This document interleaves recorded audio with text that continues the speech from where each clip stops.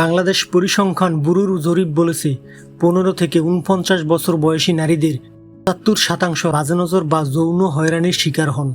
আর এই ভয়াবহ অপরাধের বিরুদ্ধে থানায় অভিযোগ করেন মাত্র ৫%, বাকি ৯৫% নীরব। সারা দেশে বেড়েই চলেছে গণপরিবহনে যৌন হয়রানি। বাসে নারীদের প্রায় ৪৫% এর শিকার, যার বেশিরভাগই আবার নীরবে হয়ে যান পুরো ঘটনা। ভয়ে, লজ্জায় আর সমাজের দোষারোপের কারণে। শুধু রাস্তায় নয়, বাসে, লেগুনায়, ট্রেনে, অফিসের দেয়ালের ভিতরেও এই একই নৃশংস চিত্র। প্রশ্ন, আপনি কি কখনো কোনো নারীকে হয়রানি হতে দেখে চুপ থেকেছেন? এই ডকুমেন্টারি শেষ পর্যন্ত দেখলে জানতে পারবেন কিভাবে বাজে নজর থেকে শুরু হয় পথ, আর কিভাবে থামাতে পারেন আপনি এই হত্যাকাণ্ড।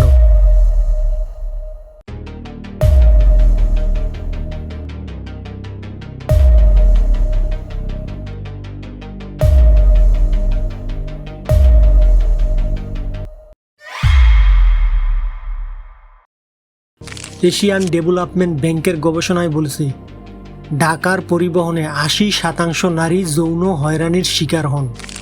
আংশিক ব্রেক এর নামে লেগুনায় ঠেস, বাসে হাতের ছোঁয়া, এটি নিত্যদিনের ঘটনা।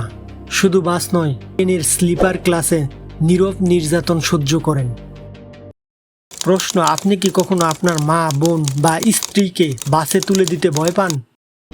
এই ভয় নারীদের পাবলিক প্লেস থেকে সরিয়ে দিচ্ছে। অধিকাংশ ক্ষেত্রে অভিযোগ করলে পুলিশ বলে, এখন কি হবে, কিছুই তো হয়নি। এই বাস্তবতা কি পরিবর্তনযোগ্য? শুধু রাস্তা বা বাস নয়, অফিসের দেয়ালের ভিতরেও নারীদের শিকার হতে হয়। ম্যাডাম না বলে টুসি ডাকা, কাঁধে হাত, ফেসবুকে অশালীন মেসেজ, এসব নিত্যদিনের ঘটনা। পরিসংখ্যান বলেছে, বাংলাদেশের ৪২% নারী কর্মী কখনো না কখনো কর্মক্ষেত্রে যৌন হয়রানির শিকার হয়েছেন, কিন্তু চাকরি যাওয়ার ভয়ে অভিযোগ করে মাত্র ৫%। তৈরি পোশাক খাতে নারী শ্রমিকরা হরহামেশাই যৌন হয়রানির শিকার হয়ে থাকেন। চাকরি হারানোর ভয় কিংবা সম্মান রক্ষার্থে এসব বিষয়ে অভিযোগ করারও সাহস পান না তারা। কর্মক্ষেত্রে যৌন হয়রানির প্রতিরোধ আইন ২০০০ আছে, কিন্তু প্রয়োগ নেই। বিশেষ ট্রাইব্যুনাল এখনো অকার্য, আর এই আইনের ফাঁকেই বড় অপরাধীরা বেঁচে যায়। প্রশ্ন, আপনার অফিসে কি নির্যাতিত নারী নিরাপদে অভিযোগ করতে পারে? আপনি কি কখনো পাশে দাঁড়িয়েছেন? এখন আসি ধর্ষণের ভয়াবহ অধ্যায়ে। বাংলাদেশে প্রতিদিন গড়ে ৮ থেকে ১০টি ধর্ষণের খবর পত্রিকায় আসে, কিন্তু বাস্তব সংখ্যা তার চেয়ে বহুগুণ বেশি। কারণ ৮০% নারী থানায় যান না।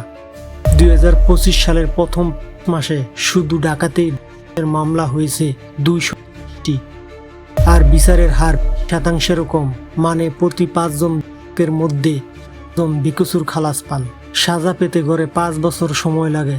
এরই মধ্যে ভিকটিম ও তার পরিবার বারবার আদালতে দৌড়ায়, আবার নির্যাতিত হন। আপনি বলুন, এটা কি বিচার? শুধু ব্যক্তিগত নয়, বাড়ছে গণ। সিরাজগঞ্জে ৭ জন মিলে এক কলেজ ছাত্রীকে ধর্ষণ করে। নওগাঁয় ১০ বছরের এক শিশু এরপর নিহত হন।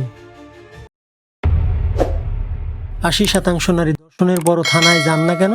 কারণ পুলিশের প্রথম প্রশ্ন, তুমি ওই সময় সেখানে কেন গিয়েছিলে? অপরাধীর বদলে ভিকটিমকেই দোষারোপ করে সমাজ। ডাক্তারি পরীক্ষার যন্ত্রণা, সমাজের কলঙ্ক, দর্শকের ভয়, সব মিলিয়ে নারী নীরব থাকে।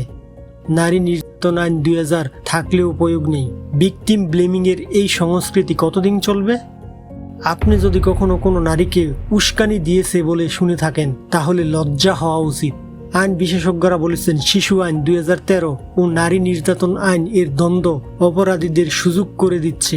অপরাধী নির্ভয়ে অপরাধ করে যায়। সরকার national women's line ১০৯ one stop crisis centre চালু করেছেন, কিন্তু সচেতনতার অভাবে ব্যবহার কম।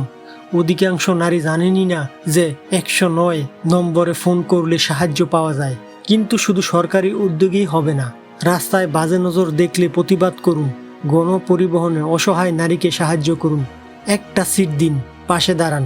সবচেয়ে বড় কথা, বাড়িতে ছেলেদের নারীর সম্মান শিখান। আপনি এই ডকুমেন্টারিতে দেখেছেন ৭০% নারী হয়রানির শিকার, ৯৫% চুপ, ধর্ষণের বিচার পায় মাত্র ৫%। এই বাস্তবতা মেনে নেওয়া যায় না। আপনার একটি শেয়ার, একটি কমেন্ট একটি প্রতিবাদ বদলে দিতে পারে অনেক কিছু। 109 নম্বরে ফোন করুন কোনো নির্যাতিত নারীকে সাহায্য করতে।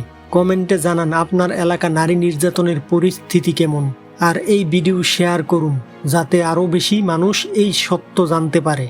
আপনার ভয়েস দরকার, নারী নির্যাতন বন্ধ হোক, বাংলাদেশ বদলাক। ধন্যবাদ।